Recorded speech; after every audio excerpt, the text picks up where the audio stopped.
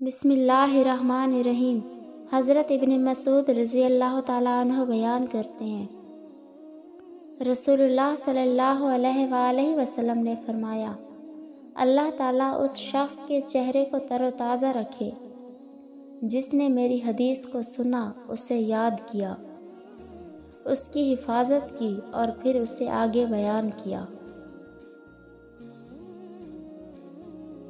بسا اوقات اہل علم فقیہ نہیں ہوتے اور بسا اوقات فقیہ اپنے سے زیادہ فقیہ تک بات پہنچا دیتا ہے۔ 3 خصلتیں ایسی ہیں جن کے بارے میں مسلمان کا دل خیانت نہیں کرتا۔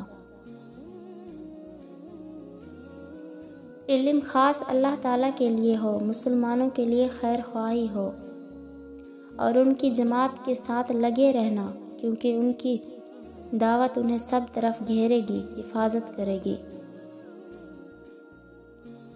رسول اللہ صلی اللہ علیہ وآلہ وسلم نے فرمایا، جس شخص نے کسی ایسے مریض کی عیادت کی جس کی موت کا وقت ابھی نہیں آیا اور اس کے لیے 7 مرتبہ یہ دعا کی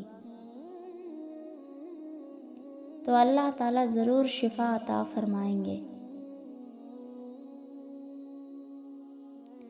رسول اللہ صلی اللہ علیہ وآلہ وسلم نے فرمایا، جس شخص نے کوئی ایسی چیز دیکھی جو اسے پسند آ گئی، پھر اس نے لا حول ولا قوت الا باللہ کہہ لیا تو اس کی نظر سے کوئی نقصان نہیں پہنچے گا۔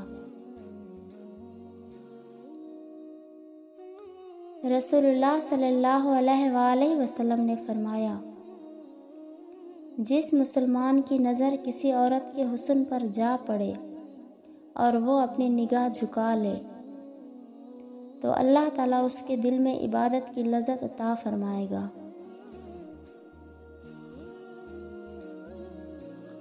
رسول اللہ صلی اللہ علیہ وآلہ وسلم نے فرمایا، مسلمان بندے سے قیامت کے دن سب سے پہلے جس چیز کا حساب لیا جائے گا وہ فرض نماز ہوگی۔